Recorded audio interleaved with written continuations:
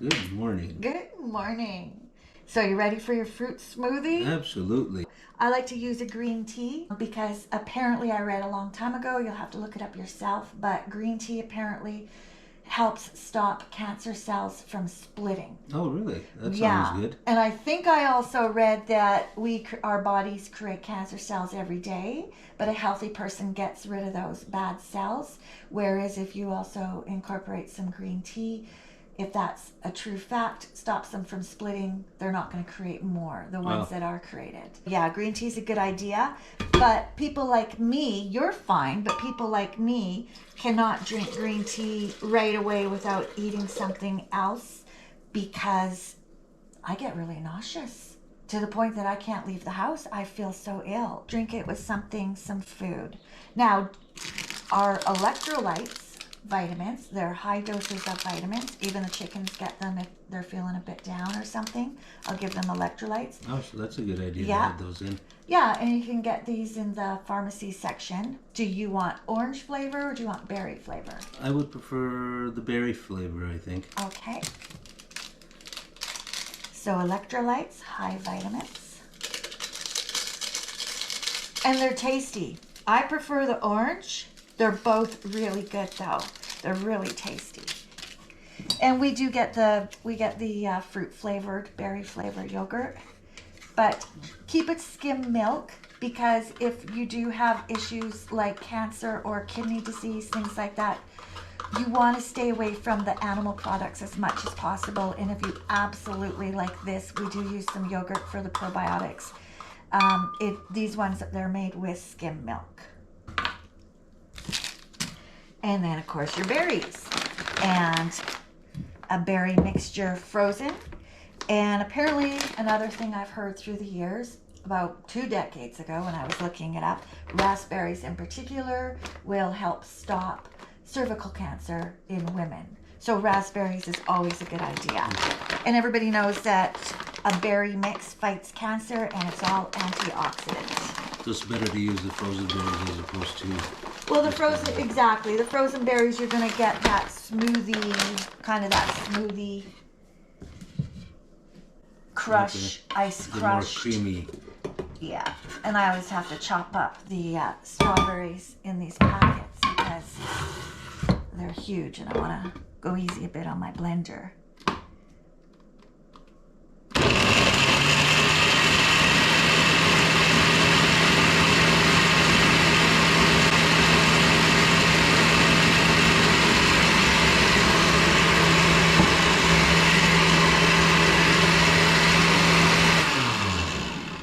That ought to do it.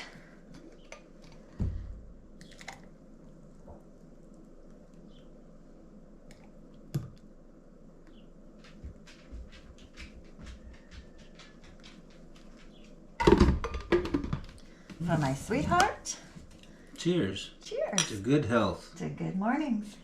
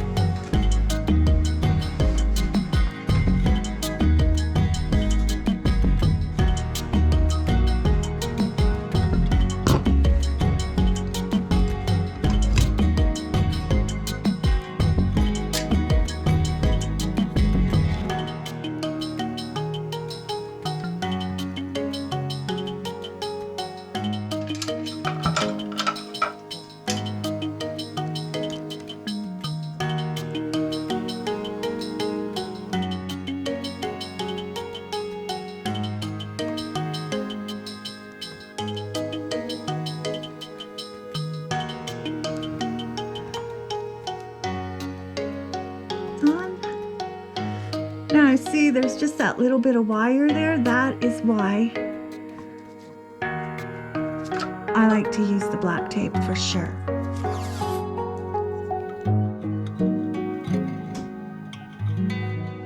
Nice. Highlights. And now the plug.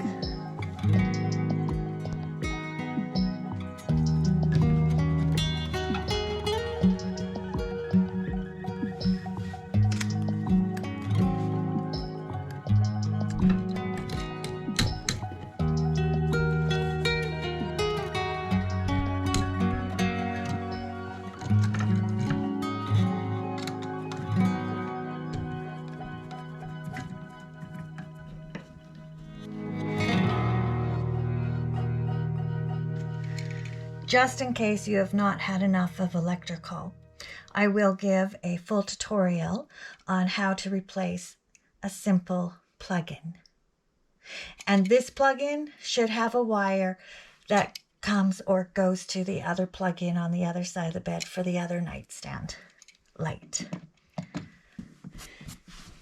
The tools you will need: a needle nose plier. Perhaps you might need some electrical tape if you want to be extra safe. Flat nose screwdriver and a star screwdriver. And this is a great tool. Give a click at the back, light comes on.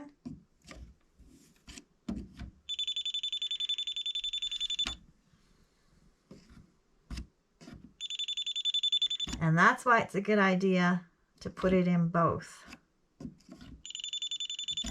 So I will turn the electrical off at the breaker in the basement.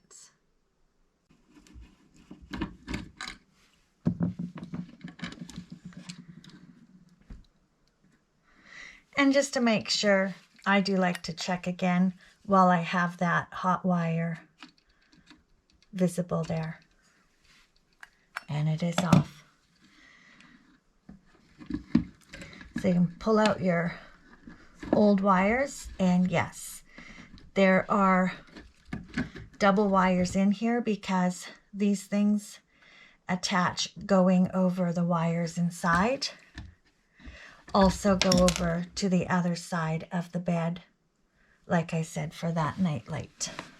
You have your black wire, which is your hot wire. Unscrew this little bolt on the side.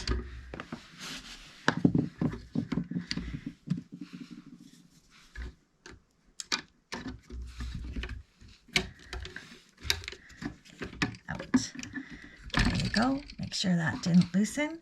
I'm not going to undo these at all. Those are fine. Those can stay.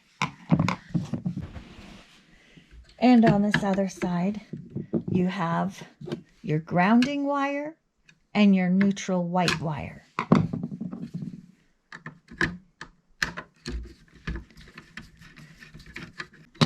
Three wires that you need. Your hot wire, which is black. Your neutral wire, white. Your grounding wire, copper. And on these boxes, the newer ones at least, it'll say white wire on the back if you take a flashlight to it. And it says hot wire on the back for the hot wire as well. These bolts, these screws for the white wire might be more of a silver color, and these are more of the copper color for the hot wire. And generally the white wire hookup is on the same side as the green grounding wire.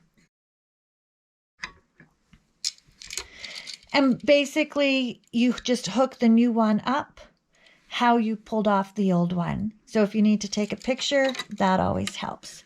So get your grounding wire on first, because that is most important. If you don't have a ground of some kind, that's where you stand a chance of getting an electrical shock, burning your house down. You have to have a ground.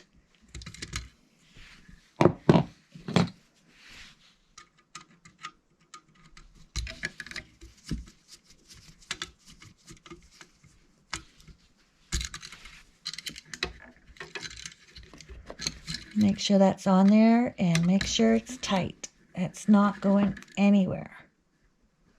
You want it to stay. And it is also hooked, the grounding wire at the back of this metal casing. There's also a screw at the back of the metal casing. You have to screw this grounding wire down to the back of that metal casing.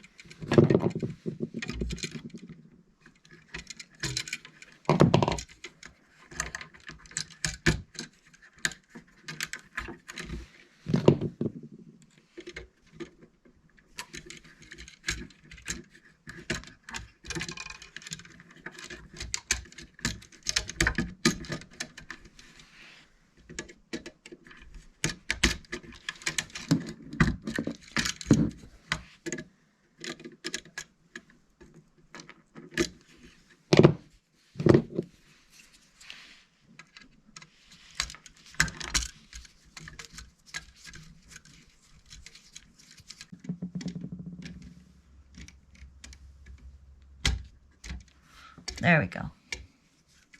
Give that a squeeze. So when you turn, the way that the wire has hooked this way, and you turn the screw, it'll just keep that hook going that way instead of undoing the hook as it screws down. And give it a snug pull so it's right. You want that wire absolutely under that screw, touching that screw metal to the metal on the bottom. And you don't want it popping out. That has to stay. That's tight, that's staying. Push everything back in, making sure that nothing lets go as you do. And then your other bolts at top and bottom.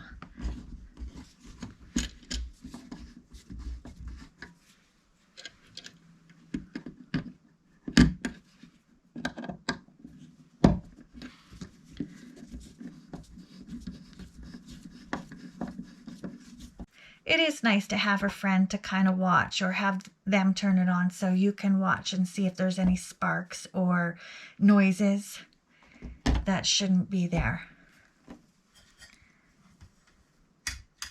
And we have light.